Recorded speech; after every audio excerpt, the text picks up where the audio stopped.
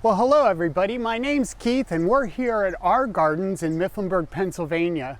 You know, this is our backyard garden and we really enjoy this over the summer months. The rose that I'm standing under right now is a really unique rose. This came out probably about 12 to 13 years ago. It's called Winter's Circle. And it was actually bred by Mr. Radler, who's the gentleman who brought us knockout roses, which I'm sure most of you know those. They're very disease resistant, they're insect resistant, and they just flower really heavy. Well, this is his climbing version of it, and it's called Winter's Circle.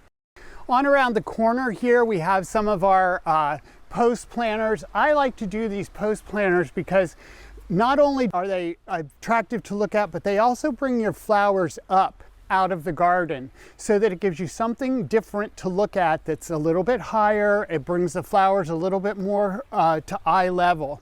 What I have in these is really interesting. These are called hula begonias. And they were brand new last year. They come in pinks, they come in whites, they come in reds. I have pink bicolors in here this year, and they are a trailing wax begonia. So they will just fill out and come all the way down over. Now in the center of this, I'm using a new plant that came out last year. This is called Queen Tut grass. This is going to get about 18 to 24 inches tall, but it gives us sort of an airy fireworks-like look to the center of the planter. I just thought that was a really nice addition to the planters this year. Well, this is a garden that I really like a lot. This is what I call our island garden, or sometimes I call it the crabapple garden. In the center of it, we have a crabapple tree. This tree gets a burgundy foliage to it, and it gets a bright, bright pink flower on it in the spring, a red berry on it, and the berries on this are persistent. And what that means is they stay on the tree. They don't fall off onto the ground.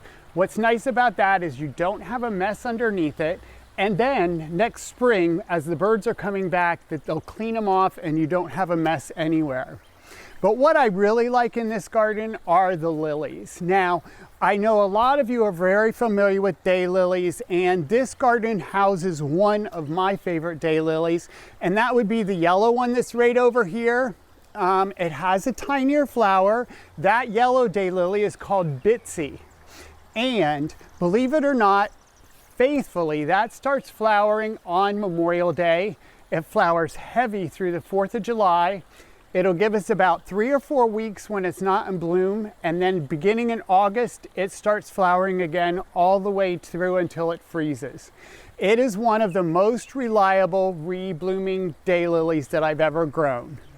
Now this one is fastly becoming a second place to that one. This is called Early Bird Oriole, and it's out of the Early Bird collection. I also have Early Bird Cardinal in here, but Oriole again puts up a lot of flowerscapes, and that's what they call these on daylilies. This branch right here that comes up out that has all these buds off of it, this is called escapes.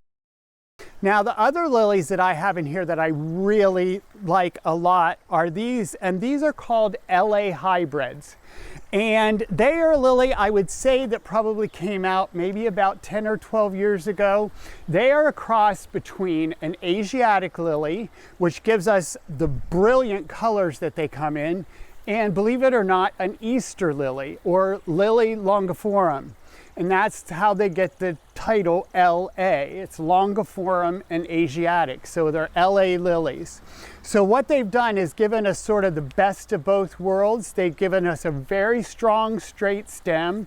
They've given us beautiful size flowers and from the Easter lily plant, and then the colors and the slight fragrance from the Asiatic lilies. Now this is the other side of that garden that we just looked at, and this side gets a little bit more shade. The crabapple provides some more. We're on the east side of the garden, and on this we've been able to put in a beautiful stand of astilbes. I've never really had a place in my yard that they performed well. Astilbes like a really rich composty soil. They like to stay damp, but they don't like to be submerged in water. So we've got a really good spot for them here. We've built the soil up. I know that this particular variety right here is Early Sunrise. We have a lot of other varieties that I've just worked in there, and it's just giving us a great look on this side of the garden. So this garden, I think, all put together is just amazing. Thanks for stopping by this morning, and I hope you enjoyed our visit to the gardens on Green Street. We'll see you next time on Home and Backyard.